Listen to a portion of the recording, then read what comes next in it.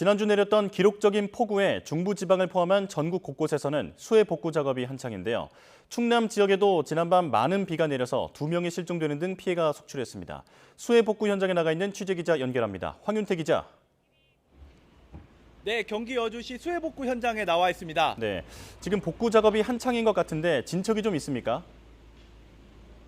네, 제가 나와 있는 이 마을은 아직 수해 상흔을 완전히 회복하지는 못한 모습입니다. 뒤를 보시면 나뭇가지들이 어지럽게 쌓여져 있는데요. 토사가 직접 내려와서 집을 그냥 덮쳐서 집이 너덜너덜해진 모습도 보실 수가 있습니다.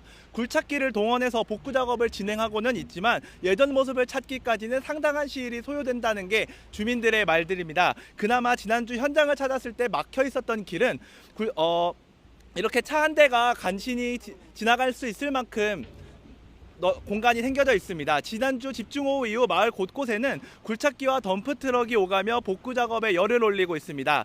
큰 비로 끊겼던 전기와 통신선은 주말 동안 대부분 복구됐지만 예전의 모습을 완전히 찾기에는 역부족입니다. 마을 이장님께 자세한 상황 들어보시겠습니다. 전기가 들어와야 사람들이 물을 먹을 수도 있고 깜깜한데 아무것도 전기가 없으니까 안 되는 거예요. 복구가 아직도 멀었어요. 저쪽으로는 아직 안 됐어요. 솔직히 얘기해서.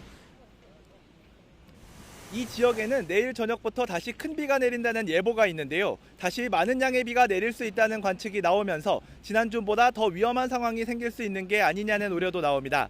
여주시는 마을이 완전히 회복되지 않은 상황에서 또 큰 비가 내리면 산에서 토사가 쓸려 내려오거나 낙석이 재발할 수 있다면서 주택이 붕괴하거나 인명피해가 나지 않도록 각별한 주의를 당부했습니다.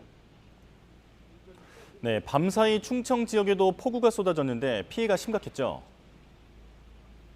그렇습니다. 어젯밤부터 오늘 새벽까지 충남 지역에는 시간당 100mm의 많은 비가 쏟아졌는데요. 특히 부여군과 보령시에 피해가 집중됐습니다.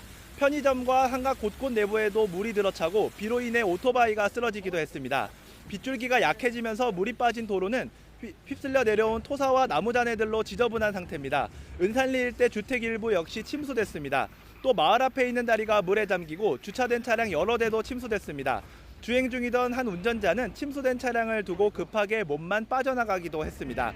피해가 집중된 은산면 나령리에는 하천 제방 근처 차량에 탑승해 있던 2명이 실종됐다는 신고가 접수돼 수색에 나섰습니다.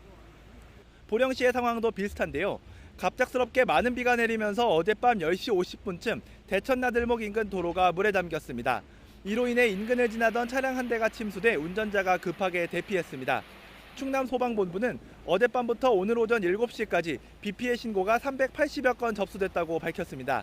비구름이 다시 중부지방으로 올라오면서 경기 남부 지역과 서울에는 저녁부터 강한 비가 내릴 것으로 보입니다.